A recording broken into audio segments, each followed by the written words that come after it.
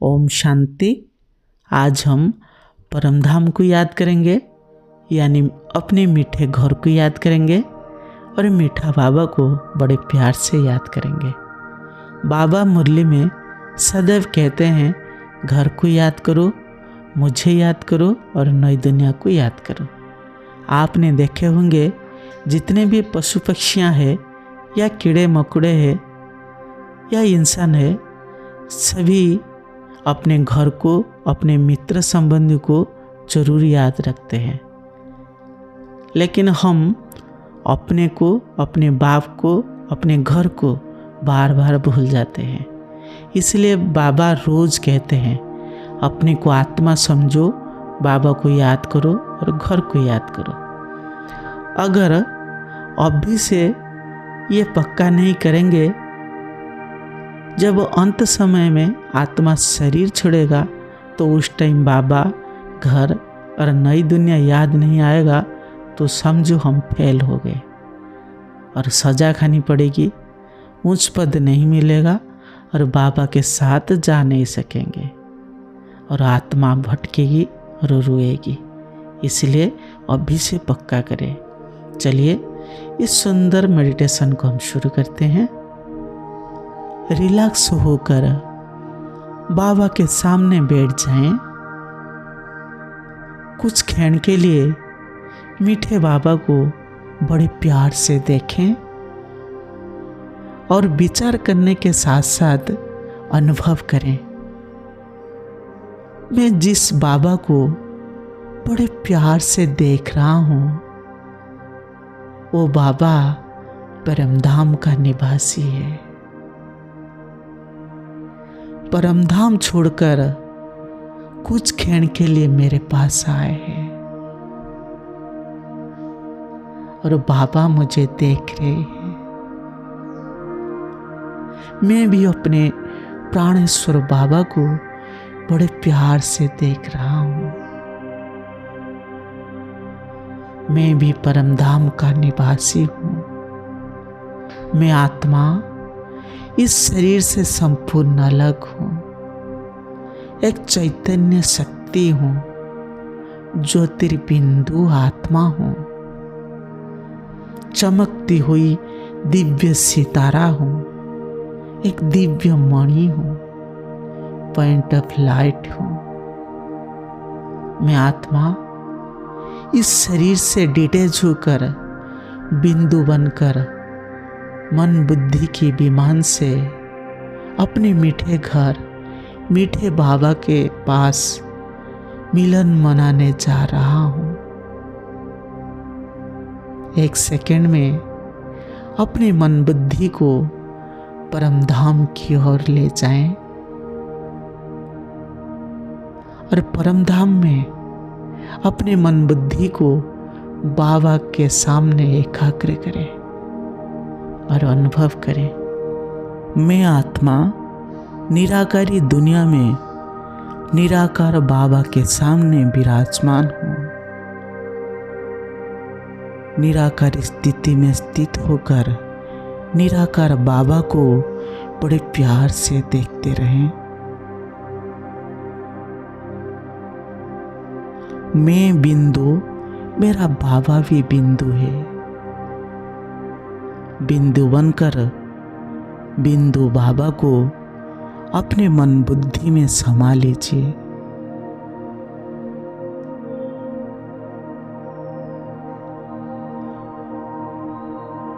बिंदु बाबा से पवित्र दिव्य किरणों को अपने मन बुद्धि में समा लीजिए।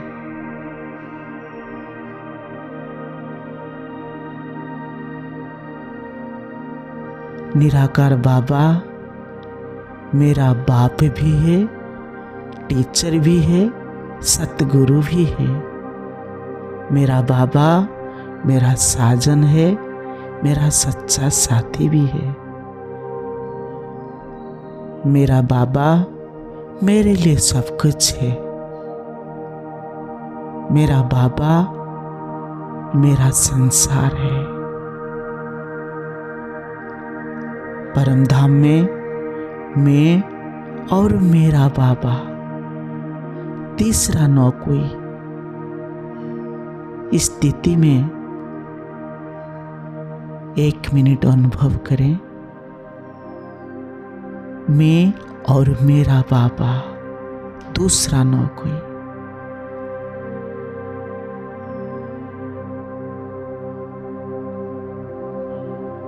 फिर अनुभव करें, परम धाम में परम पूज्य परम पवित्र सर्वशक्तिवान बाबा मेरे सामने विराजमान है। परम पवित्र बाबा से पवित्रता की रंग बिरंगे किरणें निकलकर मेरे चारों ओर फैल रही है।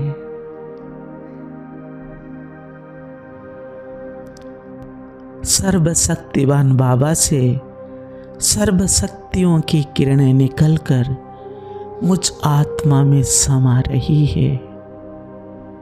1 मिनट तक अनुभव करें।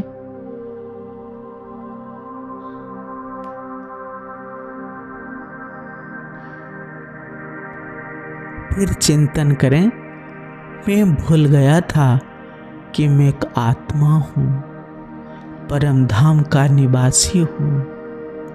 मेरा बाबा परम धाम का निवासी है।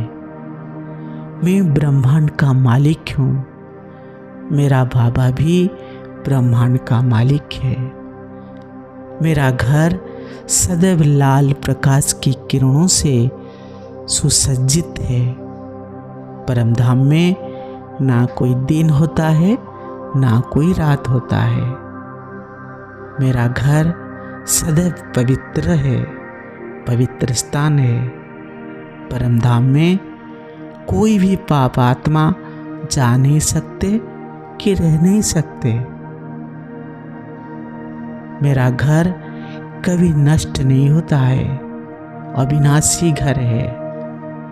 मैं आत्मा अविनाशी हूँ। मेरा बाबा भी अविनाशी है, ड्रामा भी अविनाशी है, मेरा घर भी अविनाशी है। परम धाम सबसे ऊंचा स्थान है। चारों धाम में सर्वश्रेष्ठ स्थान पवित्र स्थान है।